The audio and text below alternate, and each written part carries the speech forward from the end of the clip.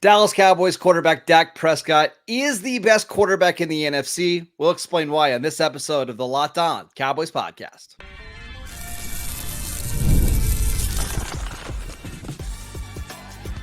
You are Locked On Cowboys, your daily Dallas Cowboys podcast. Part of the Locked On Podcast Network, your team every day.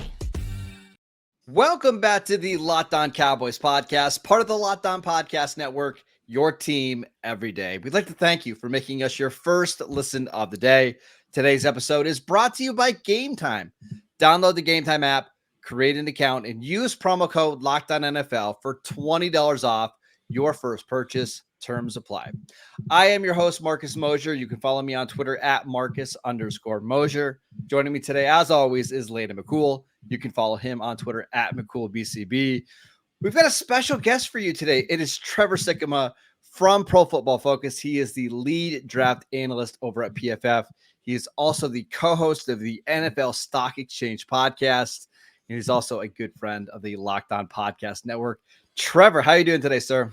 I'm doing fantastic, guys. Appreciate you having me on the show. I know we're going to talk about Dak. We're going to talk about some quarterbacks, and it's nice to be on a show where I get to defend my good takes from this list. Normally, I'm on shows, and obviously, it's nothing against any of the shows that I've been on since I wrote that article. But a lot of times, it's like, hey, you hate my quarterback. Why is it? And then it's an episode full of that. But here we get to talk about the good. I know it's a little complicated, but we get to talk about a lot of the good here with Dak Prescott. So the article that you're referencing is you ranked all 32 starting quarterbacks ahead of the 2024 season at PFF. And our guy, Dak Prescott, comes in at number 6 overall. Trevor, go ahead. Please explain that ranking to us. Man, Dak's been a really good quarterback for a while now, right? I mean, I know he's battled through some injuries, obviously. And, if you just look at the regular season, which I know is a loaded thing to say, and we will get to that at some point in the show, I'm sure. He's really been pretty dang great throughout his career. And last year, it was career best in a lot of areas. He had the highest big-time throw percentage of his career, 41 big-time throws if you include the postseason, which were the most of any quarterback if you include that postseason. Well, actually, I think Josh Allen might have been a little bit more, but it was right there, top 3, whatever.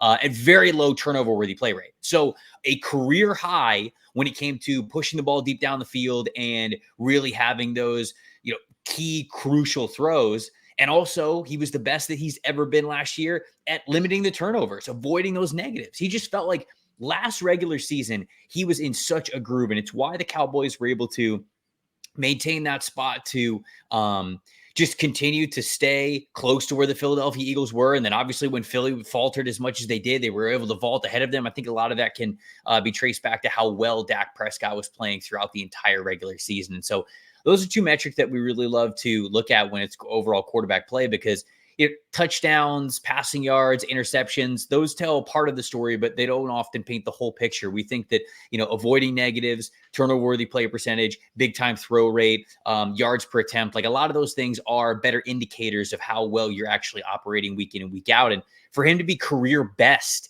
in all of those areas at, age 31 now, I think that it just shows how mature his game is and how he has come back even stronger now that he was healthier last year. And it was a phenomenal year for Prescott last year, who, as the regular season was kind of wrapping up, myself and my coworker, Sam Monson, we were talking about okay, well, who has a legitimate shot to win MVP? And we figured that, okay, I understand that a lot of votes should go to Lamar Jackson, but it was on that show that I said, look, Dak Prescott should get a lot of love here. He's not going to win it. We knew that he wasn't going to win it because of the year that Lamar was having, but that's the caliber of season that Dak was having. An MVP worthy type of a year, whether he had won it or not. And so I wanted to make sure I gave him his flowers a couple of months ago. And here doing this exercise, ranking him, it's hard to not look at what he did as a career best, the best version of Dak Prescott that we have really ever seen in the regular season, and not give him his flowers here as well. Well, let's go ahead and push the gas down this road, because I'm loving all the things I'm hearing so far from you about Dak. You mentioned it. He's 31. He had probably the best career of his career, and frankly, I think the last 2 or 3 seasons, outside of obviously injury questions, there has been kind of a floating question, just how much better can Dak get? He's 31 at this point, and I feel like the previous 2 seasons we felt like we had seen the best version of Dak. only for him to kind of turn around and play even better the following year. So do you think that there is still ceiling here? Do you think that there is still room for him to get even better from where he is, and he hasn't quite, made it over the top of the hill of his career yet, and that he can still climb a little bit? Well, I mean, I think we're close to like what the prime was. I mean, what we saw last year, right? It was career best in overall passing grade, which, I know people like to get on PFF passing grades, but they work if you simply look at the grades as less of a overall talent evaluation. And obviously I think PFF passing grade and a lot of other PFF grades go into talent evaluation, but it's more of like how much success that you have and what you're asked to do in the offense. And for him to have really high PFF grades over the last couple of seasons, and then last year it's a career best in that area, then you go a little bit further, you see the big time throws, you see the turnover-worthy plays, avoiding negatives, the adjusted completion percentage, the overall common stats are all up as well. He's got to be close, right? I mean, whether or not he can go up a little bit higher, I don't know if he's reached the absolute peak of his ceiling yet, but we're close. What we saw last year is going to be the best version of Dak Prescott that we can see. I think certainly a regular season. The question just becomes how do we turn that into postseason success? Because you look at his postseason career and his postseason passing grades, they're so much lower than his regular season grades that he's had, I think, throughout his entire career, not just last year. So for me, I mean, it is sort of the peak, and it's a little bit of, what we talked about earlier, where to me, 2023 from Dak Prescott was a culmination of so much wisdom and experience that now, veteran in his 30s, he was able to manifest into such a fantastic year last year. So to me, he is really hitting his stride of still having that physical ability around age 30 that you can say that he is in peak physical condition in the prime of his career, whatever, but it's that blend of the physical ability is still there, but the mental ability is sharper than ever. And so it's almost the best of both worlds. And when you get quarterbacks, we're seeing that it's often those early 30s quarterbacks that seem to really hit their stride as the best combination of both. And I think that Dak is right there. Would you compare it to Russell Wilson, in 2018, 2019, 2020, those years where Wilson, I mean, clearly wasn't the same athlete that he was later in his career, but he just at that point has seen everything there is to see. And that's where we kind of saw actually the best version of Russ. Is that where we're at right now with Dak? Yeah, I think it's any quarterback, right? I mean, if you want to use Russ as the example, I mean, you can use Drew Brees as an example, right? I mean, there's so many quarterbacks that were the ones that were afforded the ability to play a long time in this league. Kirk Cousins is another. I know Kirk Cousins is kind of a polarizing quarterback, but over the last 3 years, I mean, Kirk has played really, really well. He's been an incredibly efficient player, and it's because that physical ability, albeit before the Achilles injury, was there. But it's just he was able to see things so much quicker. He was able to identify things in the pre-snap. He knew where the ball was going, and that's really any quarterback. And I think that there's, again, an example for any of these guys that get the chance to play into their early to maybe mid parts of their 30s, where they can still throw the ball the way they need to. They can still have that mobility that they need to, as long as injuries haven't worn them down too much. But you're just seeing the game so slow. And I mean that as a compliment, right? I mean, it's all slowing down for you. It's like the Flash in any DC movie where it's okay, he's not moving faster. Everybody else is moving slower, and he gets to move at regular speed. That's what it's like when you get this sort of veteran wisdom as a quarterback, I would say. So that's where we are with Dak. And if you want to say maybe his peak is a little bit higher than that, okay, I think that there's some reason to argue that. But whatever it is, I think he's close to it from what we saw last year. Trevor, I want to dig into some more of these rankings. We're not going to go over the entire rankings because we want all of you guys to go check them out at pff.com. But I do want to talk about where Dak ranks among all the NFC quarterbacks. We will get to that next.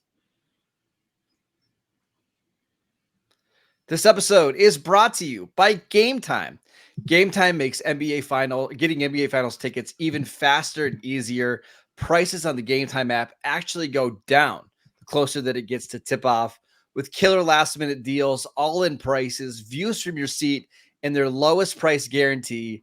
Gametime takes the guesswork out of buying NBA tickets. You can save up to 60% off buying tickets last minute for sports, for concerts, for comedy, and theater events near you. You can save even more with exclusive in-app deals on select seats ahead of the game or the event. And get this, you can save even more when you choose a section and you let Gametime find your exact seats. Take the guesswork out of buying NBA Finals tickets with Gametime. Download the Gametime app, create an account, and use promo code LOCKEDONNFL for $20 off your first purchase. Terms apply. Again, create an account, redeem promo code LOCKEDONNFL for $20 off your first purchase. Download Gametime today. Last minute tickets, lowest price guaranteed. Welcome back to the Locked On Cowboys podcast. Are you watching Fox Sports or ESPN on your TV all day? Are you having to turn down the volume because of all that shouting? Make the switch to Locked On Sports today, a free 24/7 sports streaming channel program for you to bring you the biggest stories without all that screaming. Locked On Sports today brings you can't miss analysis, opinions, and news, streaming 24/7 on YouTube or on the free Amazon Fire TV channels app. Part of the Locked On Podcast Network, your team every day. All right, we are here with Trevor Sikkema from Pro Football Focus, the lead draft analyst and the co-host of the NFL Stock Exchange podcast. We're discussing Dak Prescott's ranking. And Trevor, you have Dak ranked at 6 overall and as the number 1 quarterback in the NFC. How difficult was it for you to rank Dak ahead of the likes of Matt Stafford, Kirk Cousins, Jalen Hurts? It wouldn't be so hard if Dak could have some postseason success, like even like a little bit of postseason success. It wouldn't be too tough. But you've got guys like Matthew Stafford's right behind him at number 7. Stafford obviously has won a Super Bowl, and when he's been out there, he's been healthy. I mean, last year he was right below Dak, I think, in both of those numbers, in both big time throws and turnover worthy plays. And really, it was just kind of splitting hairs between those guys.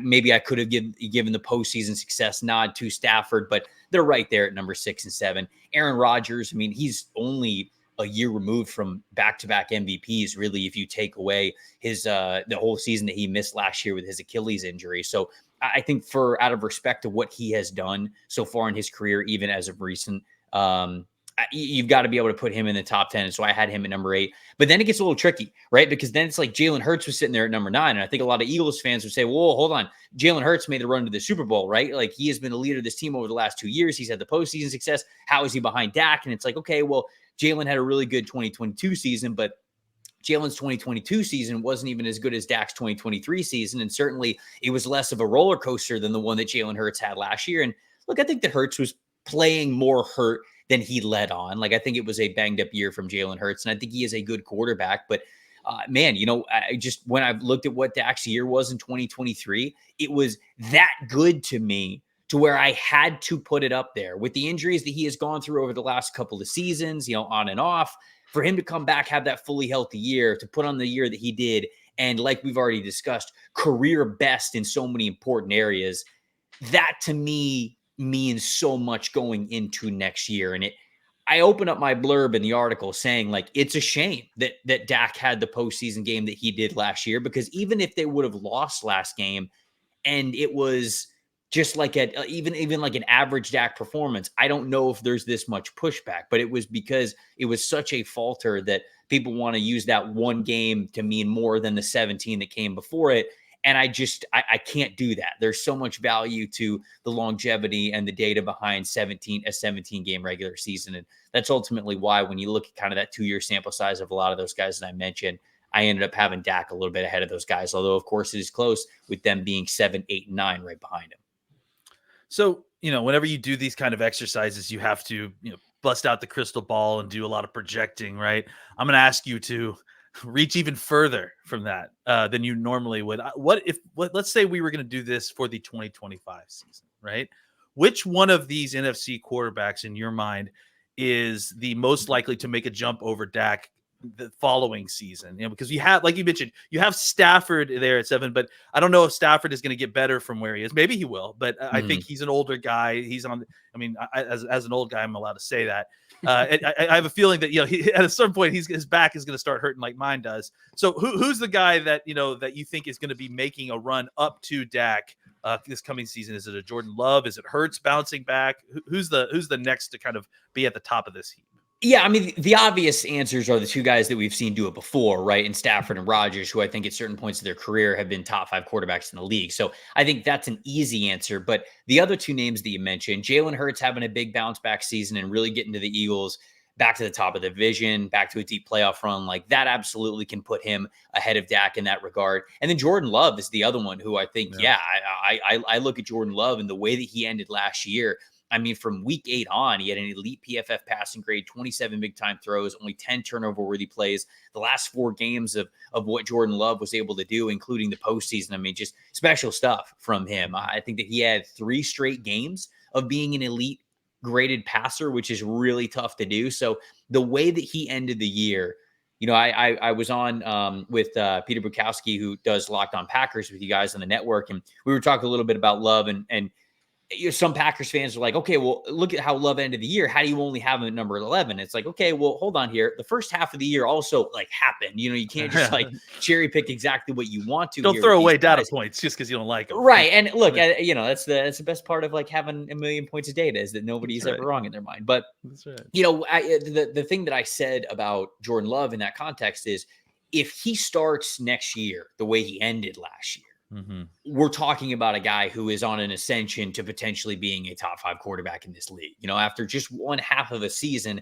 I'm not ready to put him in that top 10. Like I put CJ Stroud above him. Those were kind of close, the years that both of those guys had. But CJ Stroud, with it being his rookie year and him sustaining it a little bit longer, having a little bit higher of a big time throw percentage, I gave him the nod at number 10 over Jordan Love, who was at number 11. But that is somebody who the trajectory for Jordan Love can ascend to where Dak is and maybe even overtake Dak depending on what his 2024 holds.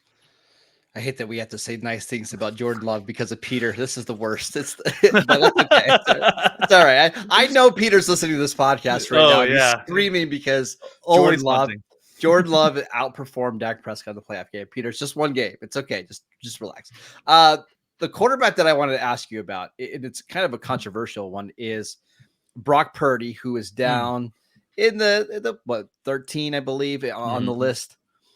A lot of people will look at the stats and see a 111 passer rating over the last 2 years, 44 touchdowns, 15 interceptions.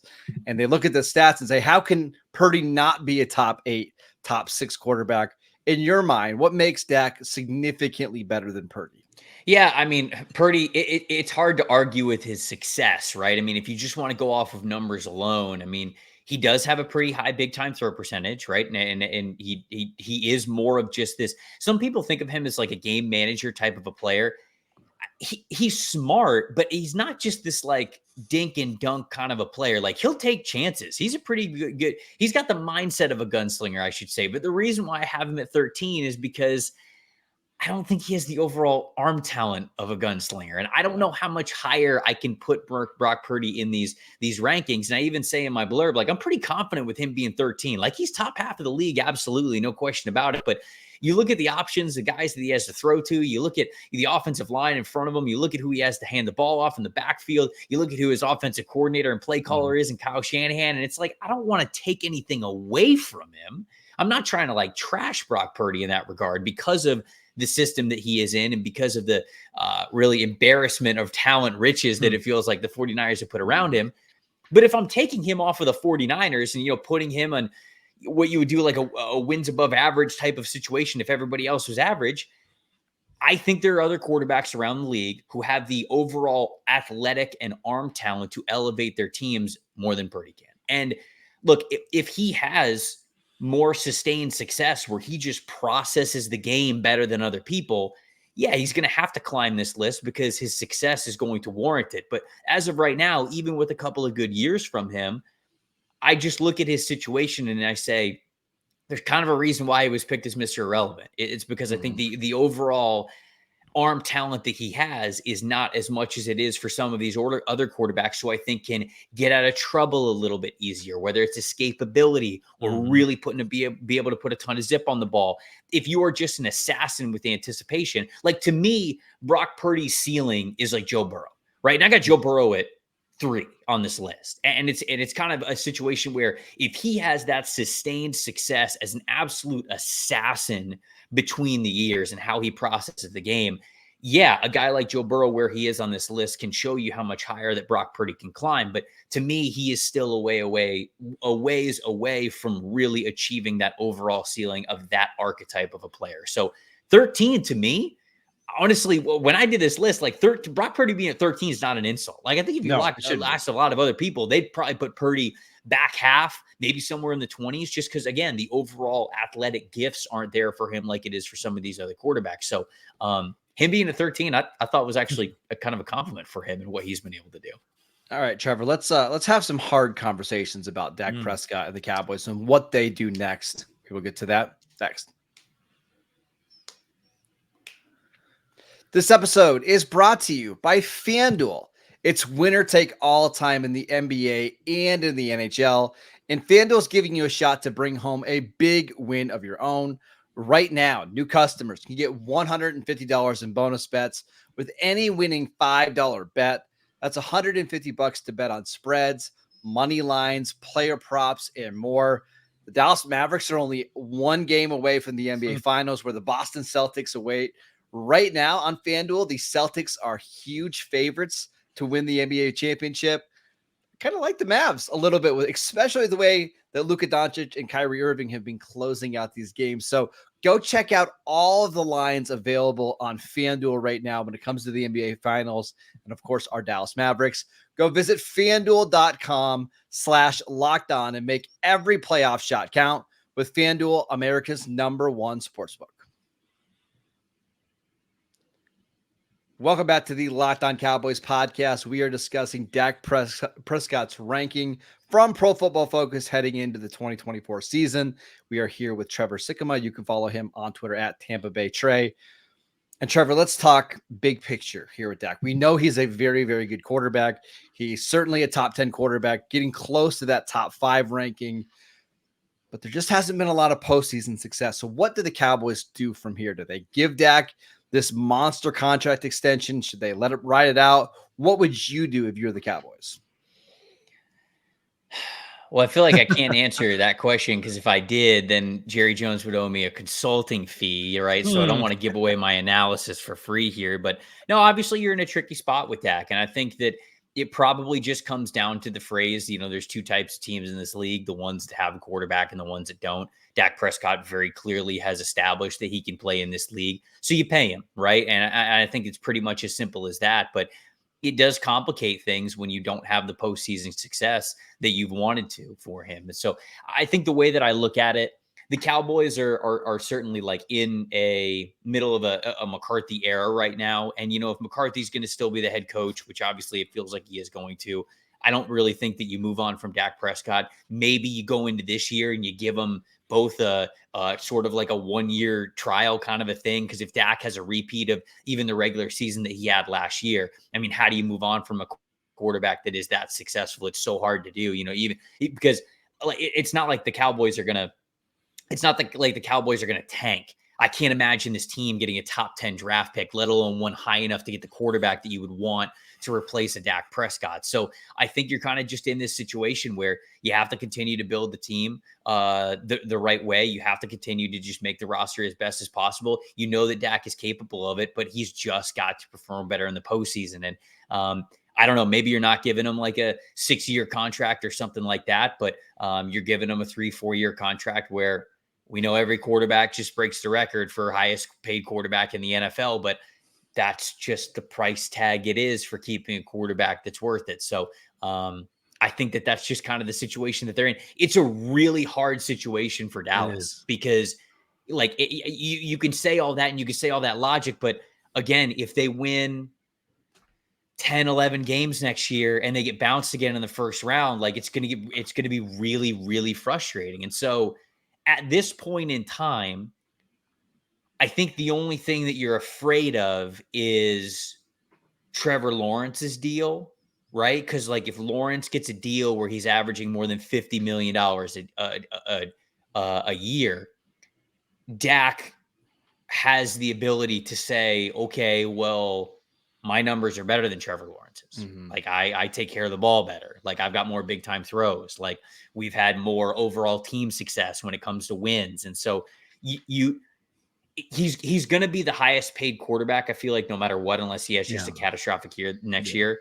But it basically comes down to, are you truly going to go into 2024 as like a 1-year prove it deal? Like, are you really not afraid to move on next year if it doesn't go the way that you want? Because if it's not that dire, if you are not one side of the coin and you're flipping the coin up one way or the other, then you probably have to get the extension done now, because whenever Trevor Lawrence gets his deal, Dak's just going to demand that he gets more than Trevor Lawrence. So that's where it gets tricky to me.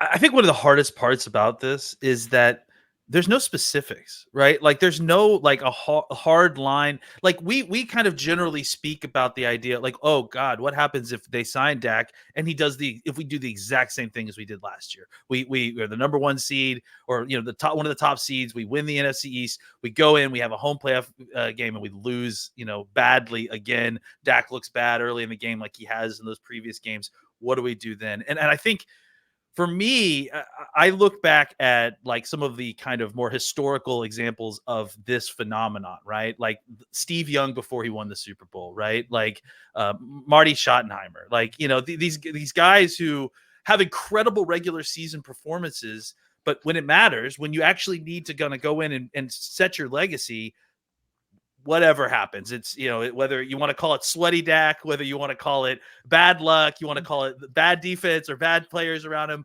it seems like this kind of, constant cyclical motion. So I guess my question is for you, like, if you're an NFL GM and you're trying to set a standard for yourself, like how much opportunity do you give to these kind of quarterbacks, right? Like how many bites at the apple do you give of them kind of falling short in playoff success before you have to realize that good is the enemy of great and it's time to move on? Like, is every situation unique, or do you feel like, hey, we set you up 3 different times with, a top roster and really good situation and you kind of came out flat?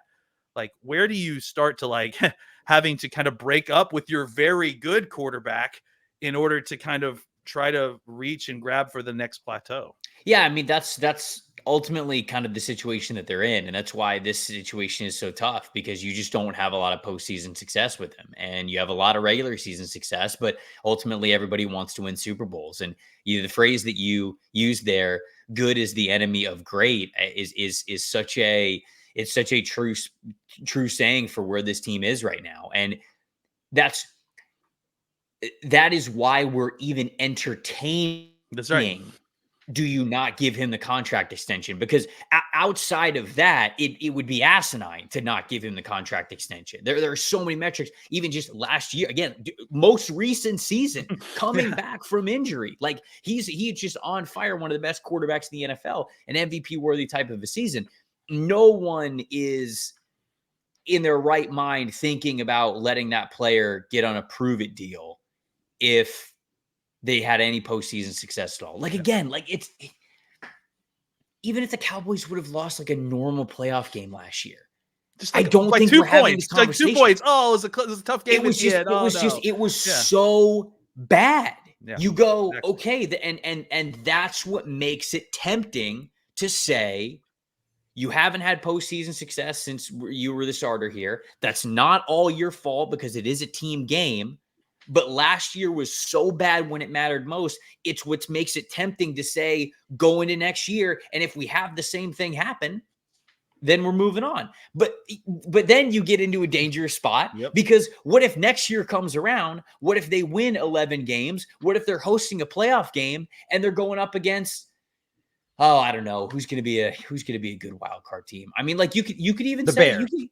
Yeah, I mean, like you could say the Bears. Like, let's say the Bears, but the Bears are rolling, right? And like the Bears were like hot the last 4 or 5 games of the year. Caleb Williams is being the Caleb Williams that we saw as a Heisman winner. And and let's say the Cowboys lose by a field goal at the end of the game, and it's like, what do you do with that? Like, you go, all right, well, that wasn't Dak's fault, but now you're sitting here in a situation where his price tag just skyrocketed. Now he's probably not happy that you didn't give him an extension earlier. So it is such a tough situation for the Cowboys. And I don't think there's an answer where you can say, yep, like that's like, no matter what happens, they did this the right way.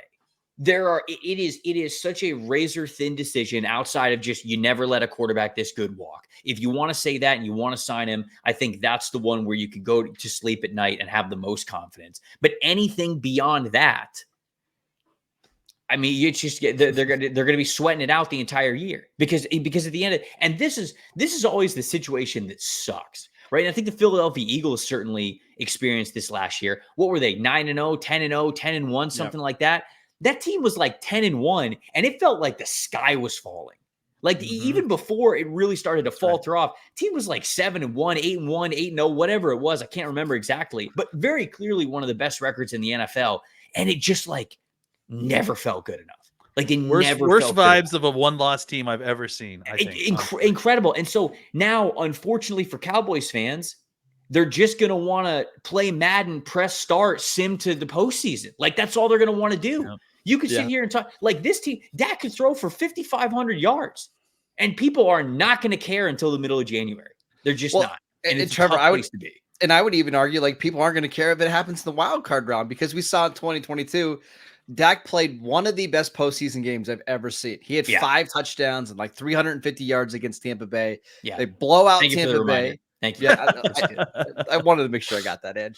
And then 6 days later, they play the 49ers and he does not play well. And Dak can't play in the playoffs. He can't win in the playoffs. So it's until he actually gets it done and they get to an NFC championship game, they get to a Super Bowl, we're going to continue to have these conversations and they're going to be really, really difficult. And it's such a tough, it's such a tough bar, right? Like, oh, if you don't win one game against one of the best teams in the NFC, then like you're bad. And it's just, it's so, I do not envy the Dallas Cowboys front office one bit over the next 365 days, because this is just going to be it's going to be a brutal, stressful season, no matter how many games they win. And it's a tough situation. So, all right. Well, that was very encouraging. On that note, we want to thank you for making Locked On Cowboys your first listen every single day. Of course, we want to thank Trevor for hopping on the show. Make sure that you check him out on Twitter at Tampa Bay Trey. Go check him out on PFF as well. And go read the top 32 starting quarterbacks going into the year. It's a fantastic piece. Not just because Dak is ranked very high, but I know how long it takes to work on those articles. So please, please, please go check it out. Go follow Landon on Twitter at McCoolBCB. I'm at Marcus_Mosier, and we will see you right back here tomorrow.